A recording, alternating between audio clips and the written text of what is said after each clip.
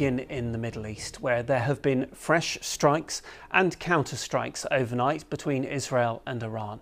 Now, in a moment, I'll show you some of the latest pictures that we've had into the BBC. But first, let me take you through the latest updates this hour.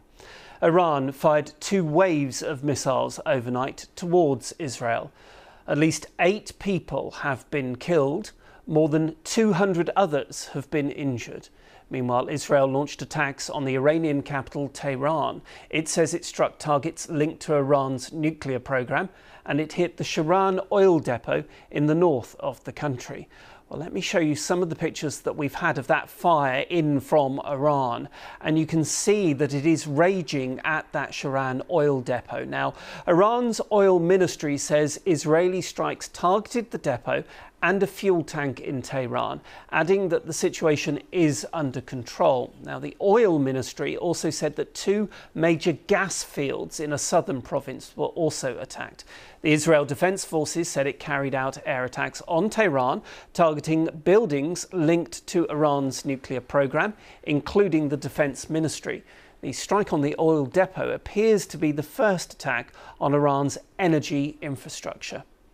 Iran, meanwhile, carried out another round of strikes on Israel, with the country's state TV saying it had launched a wide drone attack. Well, loud explosions were heard across Israel. These pictures are of the missiles and the defense systems in operation over Tel Aviv. Millions of people will have headed to their shelters after getting alerts. Now, officials said that the IAF was operating to intercept and strike when necessary to eliminate the threat, but added that the defense is not hermetic. Now, we are getting reports of all the casualties that are coming in. Now, Israel's emergency service, MDA, released these pictures of attending the scene of one of the strikes in a neighborhood in the northern city of Tamra. Now, Israeli media is reporting that at least 4 people were killed there. You can see the images showing that rescue operation and the damage to the buildings from that Iranian missile strike. Meanwhile, 4 people were killed in Bat Yam, that is a city in the Tel Aviv metropolitan area.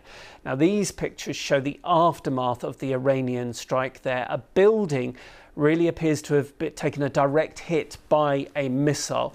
First responders, of course, scrambled to the scene, looking through the debris to rescue the wounded. Now, we know that 4 people died, as I said. They were a woman in her 60s, a woman in her 80s, a boy around 10 years old, and also a young girl. Now, emergency services say 99 others were injured in this area. 4 of them are in a serious condition. You can see people trying to bring their pets out of that debris as well. Let me take you to the live pictures now. And this is the scene there. And you can see that those buildings are been destroyed in areas. The IDF is continuing its search and rescue mission at the site. Now, local media reports say that around 20 people are currently missing. Now, earlier that number was around 35. Of course, as we were mentioning, this is a fluid situation. So as people get accounted for, it will take the emergency services a little time to know exactly how many people are missing in this debris that you can see. I can also take you to the live pictures across Tel Aviv. We're also getting a report from the Reuters news agency saying that Yemen's Houthis say they targeted Israel with several ballistic missiles in the last 24 hours in coordination with Iran. So that just coming in on the Reuters news agency. Meanwhile, the UK Prime Minister Sir Keir Starmer says more British military jets are being sent to the region, including Typhoons and air-to-air refuelers. The Prime Minister told reporters he's neither ruling in nor out the prospect of British jets helping Israel to respond to Iran's strikes, as happened in April and October last year. Iran has told Britain, France and America that it'll target their ships and bases in the region if they support Israel. Well, in the last hour, President Trump has reacted to the latest strikes on Iran by Israel. He posted this message on Truth Social. I'll read it to you now. The US had nothing to do with the attack on Iran tonight. If we are attacked in any way, shape or form by Iran, the full strength and might of the US armed forces will come down on you at levels never seen before. However, we can easily get a deal done between Iran and Israel and end this bloody conflict. So that the latest post from President Trump. Let's go live to our Middle East correspondent Hugo Beshega, who is in Jerusalem for us. And Hugo, just bring us up to date on the injuries and casualties from those overnight strikes. Yeah, Nikki, so it was another long night of attacks, the second night of Iranian attacks across Israel. We had sirens across the country and obviously, alerting people of the threat coming from those missiles. So in the first wave of attacks, a missile hit a residential area in the town of Tamra, which is a mainly Palestinian town in the north of the country. A house partially collapsed. At least 4 people were killed there, and it seems that all the victims are women from the same family.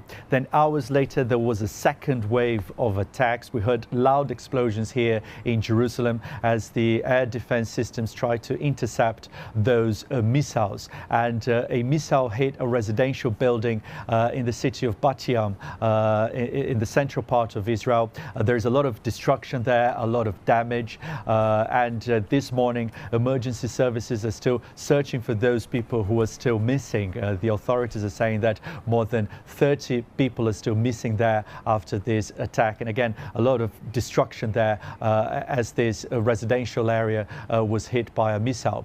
Now, this followed, more Israeli airstrikes on Iran. The targets included the Defense Ministry headquarters in Tehran and also sites that Israel says are linked to the country's nuclear program, including an oil depot in what appears to be the first strike on Iran's energy infrastructure. We haven't had an update from the Iranian authorities yet in terms of casualties, but yesterday an Iranian official said more than 70 people had already been killed as a result of these Israeli airstrikes. Just seen that the President Herzog saying that it was a very sad and difficult morning. How is the fact that across Israel now they are seeing those pictures on their televisions of those buildings that have been destroyed? I know you went down to the scene of one of them yesterday. What impact is that going to have on Israelis?